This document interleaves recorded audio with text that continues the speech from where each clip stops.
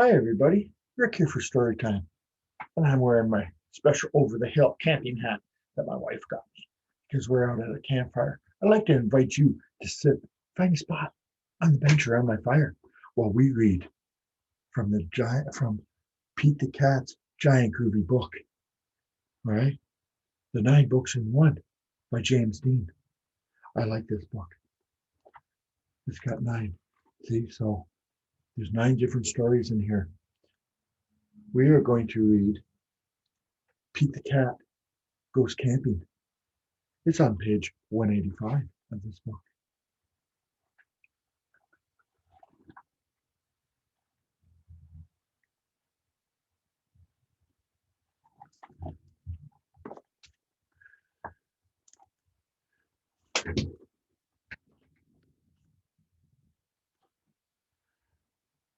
Pete the Cat Goes Camping. Going Camping by James Dean.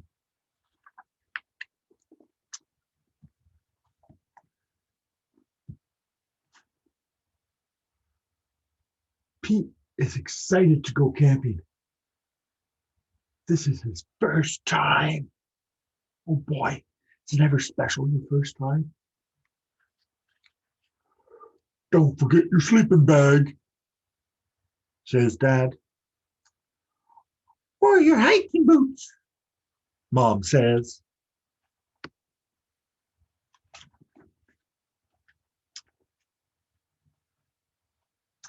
The campsite is deep in the woods.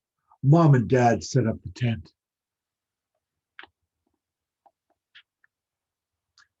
Pete and Bob collect sticks so they can make a fire later. It's always good to help out around the campsite. Everybody helps out and chips in, does what they can. The fun time starts. And you never know what you're going to find when you find sticks. Pete and Bob go for a hike. Bob shows Pete the footprints of different animals. Look at that. I bet you if you went for a walk with your parents just down the sidewalk in the snow, you'll see different prints. Could be people prints. It could be dogs. Could be rabbits. Could be anything. You'd have to look and see. Do you think we'll see anything cool? Asked Pete. Maybe, says Bob.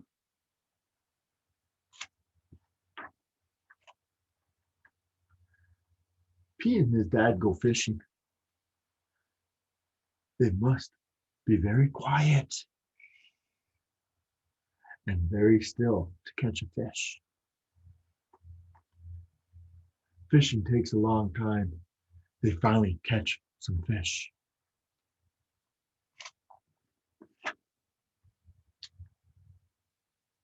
Mom builds a fire.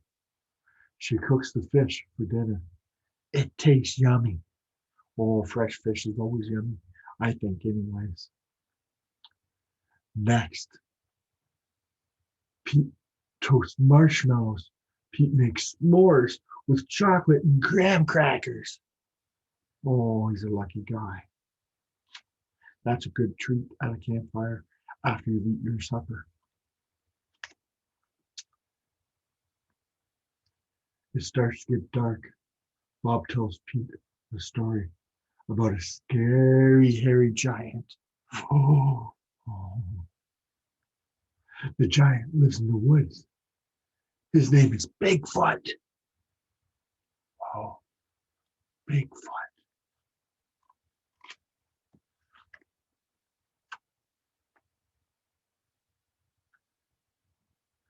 Do you think Bigfoot lives here? Asked Pete. How about you guys? Bigfoot live in Sudbury? No one has ever seen Bigfoot, says Bob. Don't let Bob scare you, says Dad. Bigfoot is not real, says Mom. Pete sighs with relief. Yeah, I'm pretty sure there's never been a Bigfoot sighting in Sudbury, Greater Sudbury area.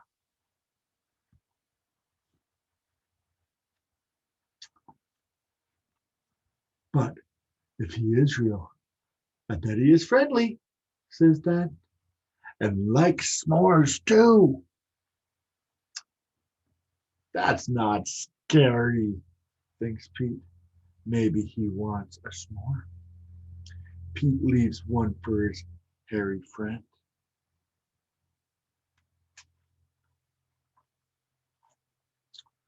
Soon it's time for bed.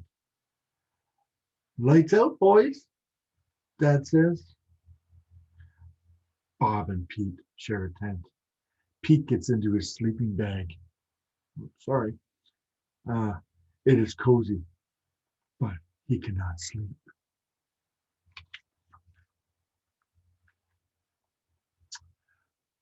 The woods seem extra dark, and all the sounds seem extra loud at night.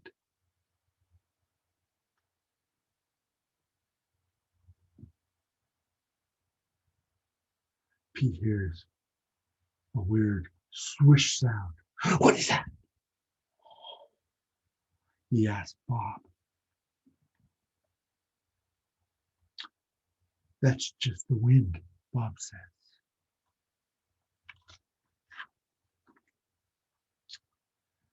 Pete hears an odd chirping noise. What is that? He asks out loud. Those are just crickets. Pete hears a strange hooting sound. What is that? He wonders. That's just an owl.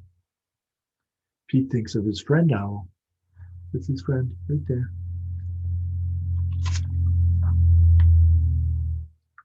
Pete hears a loud snap sound. Crack!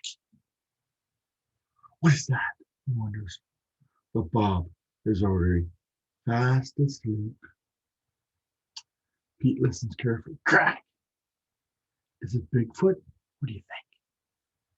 You think it's Bigfoot? Pete peeks outside. It is too dark to see anything.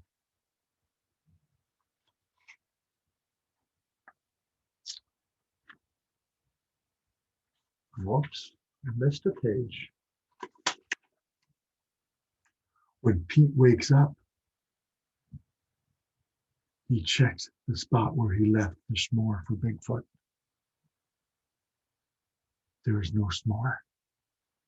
You guys see on the book what is there instead of the s'more?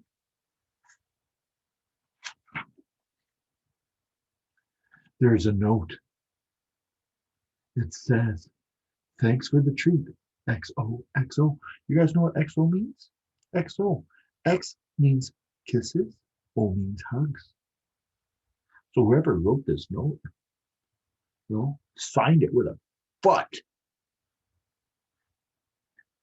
Pete says, shows his family. Wow. I knew Bigfoot was real, says Bob. Pete knows Bigfoot is not scary. Just because he looks different does not mean he is scary. He even likes s'mores too. The end. Do you guys have an idea what this story, the moral of this story is? Let's think. I think maybe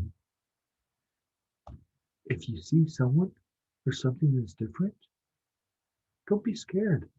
Everybody is different. Everybody has their own special things to offer. Just because something's different or somebody is different, you do not have to be scared of them or treat them badly or anything like that. They could be your friend. You never know until you try. Thank you for joining me for story time at my beautiful campfire. Until next week, where you don't know where we'll be.